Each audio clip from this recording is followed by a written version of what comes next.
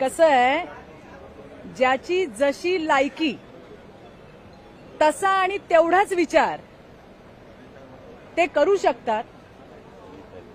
त्या जे बोलल्या त्याच्यात त्यांची चूक नाही, त्यांची लायकीच ती आहे. 1756 तुमच्यासारखे 56 हे पुरुष नाही, पुरुषांची, यांच्यासारख्या पुरुषांची नीच प्रवृत्ती आहे जी मी रोज पायाला बांधून फिरते. पण मी तुम्हाला जसं म्हटलं की यांची लायकी तीच आहे आणि ज्याची जशी लायकी तो तशी वक्तव्य करतो. आता त्यांनी काल ज्या पद्धतीने माझ्यावरती ट्विट केलं ते नेहमीच करतात. माझ्या कॅरेक्टरवर सतत बोलण्याचा प्रयत्न असतो, वेडावाकडं बोलण्याचा प्रयत्न असतो. आता विरोधी पक्षातल्या आधीच्या सगळे बोलून बोलून थकले, आता यांची सुरू झाली आहे. मला प्रश्न पडला, हे प्रश्न अजून किती वर्ष विचारणार? एकच प्रश्न, माझ्या कॅरेक्टरला धरून जे विचारलं जातं, जे बोललं जातं, ज्या पद्धतीने, अरे तुम्ही काय समजता स्वतःला आणि तुम्ही आहात कोण? तुमची लायकी काय? बरं, विषय त्यांचा नव्हताच ना. मी का बोलले? कारण त्यांच्या नेत्या अनिल परबने माझ्याकडे बोट दाखवून चित्रा वाघ असं म्हणून मला प्रश्न विचारला. उत्तर देऊ नको. आणि हा प्रश्न फक्त एकटे चित्रा वाघचा नाहीये. अहो, तुम्ही महिलांवर दादागिरी करता, तुम्ही असाल मोठे शहाणे, पण महिलांचा अपमान करायचा, त्यांची दादागिरी त्यांच्यावर करायची, त्यांचा आवाज दाबायचा तुम्हाला अधिकार कोणी दिला? आम्हाला हलक्यात घेऊ नका, हा मेसेज होता. पण या सटर फटर वटवागळांना त्यांची लायकीच तेवढी आहे की कुठल्याही परिस्थितीतून घाणेरडं काहीतरी निर्माण करायचं आणि त्या ठिकाणी बोलायचं. आता त्यांनी माझ्यावरती इतकं काल घाण बोलल्या. अरे, आम्हालाही घरदार आहे ना, आम्हालाही संसार आहे, आम्ही काय रस्त्यावर पडलोय? मग मी एकच प्रश्न विचारला, तो जो कोण त्यांचा नवरा होता त्याच्यावर उत्तर नाही दिलं त्यांनी.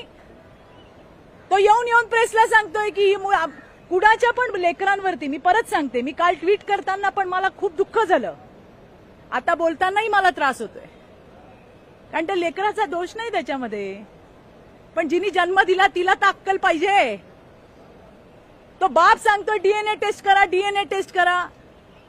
तुम्ही आमचं बोलता, आम्ही तुमचं बोललो तर मग तुमच्यात आणि आमच्यात फरक नाही राहिला. म्हणून मला पुन्हा एकदा तुम्हाला हे सांगायचंय, ज्याची जेवढी लायकी तो तेवढाच विचार करतो. काल मला विचारलं गेलं, माझं नाव घेऊन बोलले म्हणून मी त्यांना उत्तर दिलं. तो विषय मी काढलाही नव्हता सभागृहात. हा विषय माझ्या सहकारी मनीषा कायंदे यांनी काढला. त्या दिशा सालियांच्या विषयावर बोलत होत्या. मीच नाही, माझ्यासारख्या आणखीन सहकाऱ्यांनी त्याच्यावर प्रतिक्रिया दिली. आणि त्याला बोलताना ज्या पद्धतीने अनिल परबांनी बोट करून चित्रा वाघ असं म्हटलं, तेव्हा त्यांना उत्तर देणं क्रमप्राप्त आहे. आणि जे मी बोलले त्याचा मला अभिमान आहे. महिलांना हलक्यात घेऊ नका, हा स्ट्रॉंग मेसेज त्याच्यातून दिलाय. तुम्हाला काय, आमचा नवरा काय करतो, आमची पोरं काय करतात, तुम्हाला काय करायचंय? हो, तुम्ही मुद्द्यावर बोला ना. हेच तर म्हटलं मी, तुम्ही आमच्या कॅरेक्टरवर बोलणार. हे कधी होतं सगळं? हे कुठल्या मानसिकतेतून होतं की तुमच्याकडे बोलायला काय नाहीये? तुमच्याकडे बोलायला काही नसतं, त्यावेळेला असे मुद्दे उपस्थित होतात. प्रश्न साधा होता, विचारा उद्धव ठाकरेंना का दिली क्लीन चिट, हाच तर विषय होता. आणि मग त्याच्यामध्ये मला तर कीव येते की एवढा प्रगाढ पंडित, हुशार, विधिज्ञ माणूस, त्याला उत्तर देता नाही आलं, त्या सटर फटरांना पुढे केलं आणि पुन्हा तेच चित्रा वाघ. आणि मग किती पुरुष पायाला बांधले. अरे, ही नीच प्रवृत्ती आहे. कधी थांबणार? पुरुष नाही, यांच्यासारख्या. म्हणजे आता त्याला समजायला पण अक्कल पाहिजे ना, कारण यांच्या डोक्यात या घाणेरड्या शिवाय, स्त्री आणि पुरुषाला जोडण्याच्या शिवाय यांच्या डोक्यात काही नाही. म्हणून ज्याची जशी लायकी त्याच्या तोंडातून तेच येणार, हे मला या ठिकाणी सांगायचे. एक विषय फक्त, त्याच्यामध्ये मी हाऊसमध्ये होते, मला माहित नाही, पण मला माझ्याकडे कंटेंट आला. त्याच्यात त्यांनी म्हटलं की या काय शिवसेना भवनावर गडाबडा लोळत होत्या, मला घ्या. अरे हॅलो, मला सांगायचंय, बरं झालं बोलल्या. अरे थोडी माहिती घ्या यार, त्यावेळेला तुम्ही नव्हतात. दस्तूर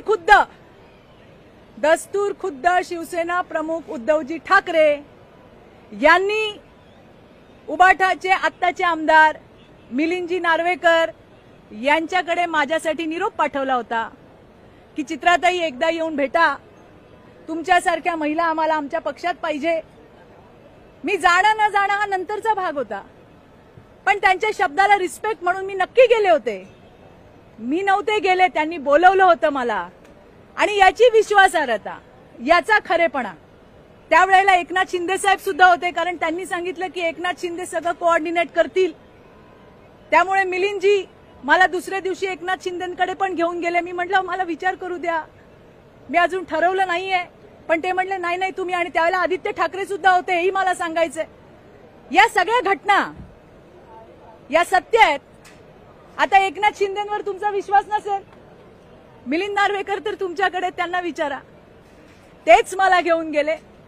त्यांच्याकडे स्वतः उद्धवजी ठाकरे यांनी निरोप पाठवले की चित्राताईंना भेटायला घेऊन ये, आणि त्यांच्या शब्दाचा मान म्हणून मी तिथे गेले होते. एकच चांगली गोष्ट तिथे झाली की माझी खूप वर्षापासून इच्छा होती की मला बाळासाहेब जिथे बसायचे त्या खुर्चीचं दर्शन घ्यायचं होतं. आणि मी उद्धवजींना विनंती पण केली की उद्धवजी जिथे बाळासाहेब बसतात मला तिथे जाता येईल का. त्यांनी आदित्य ठाकरेंना सांगितलं. हे तुम्ही आदित्य ठाकरेंनाही विचारा. ते माझ्यासोबत एक लिफ्ट होती, तिथून मला घेऊन गेले आणि बाजूला जिथं बाळासाहेब बसायचे मी तिथे जाऊन पाया पडले, कारण माझी बऱ्याच वर्षापासूनची इच्छा होती, ती पूर्ण झाली. आणि हा सगळा घटनाक्रम बोलण्याआधी उद्धवजींना विचारा, आदित्य ठाकरेंना विचारा, मिलिंद नार्वेकरांना विचारा, आणि जमलं तर तुम्हाला शिंदे साहेब सुद्धा सांगतील, कारण ते सुद्धा त्याचा एक भाग होते. आणि म्हणून उठसूट काहीतरी बेछूट बोलायचं मी माझ्या एकटीसाठी नाही मांडले.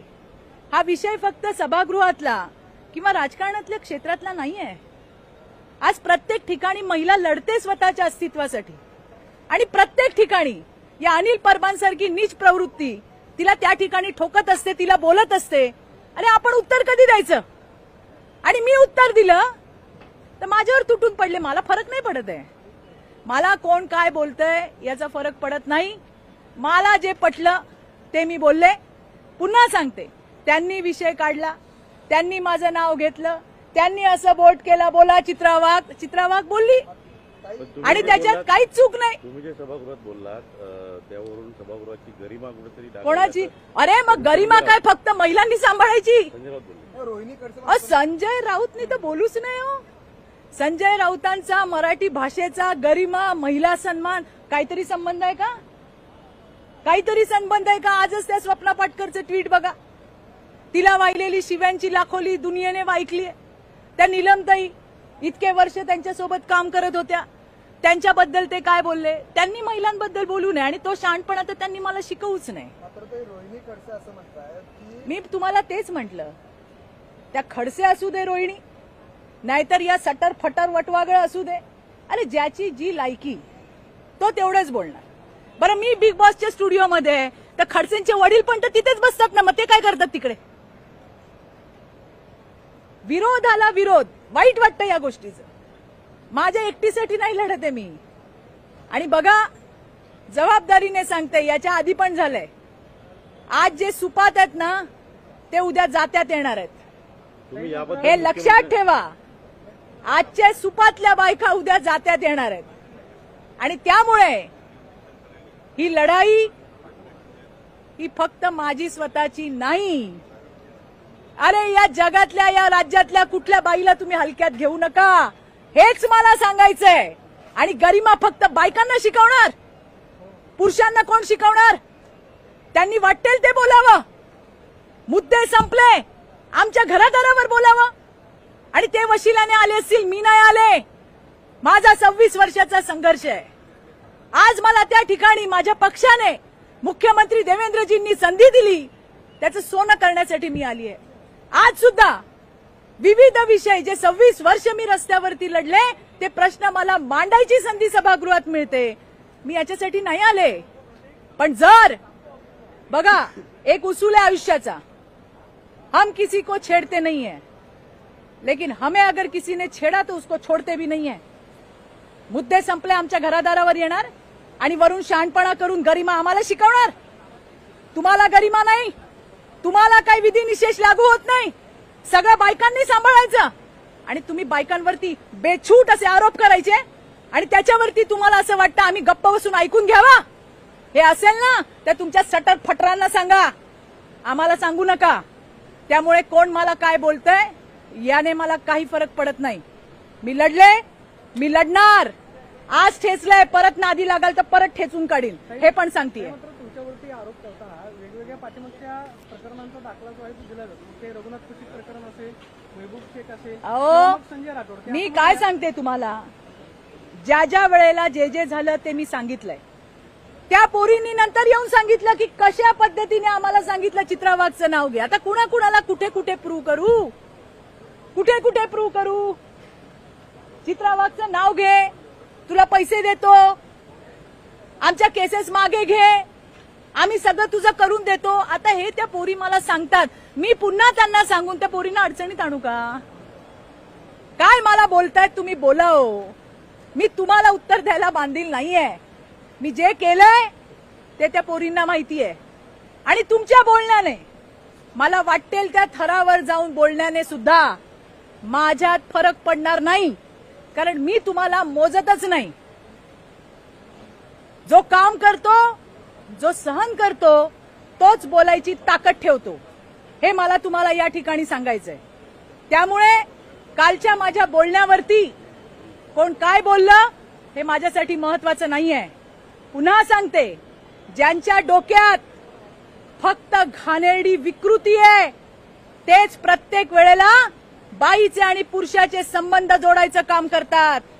अरे यांच्यासारख्या नीच प्रवृत्ती, यांच्यासारख्या नीच विकृती आज 26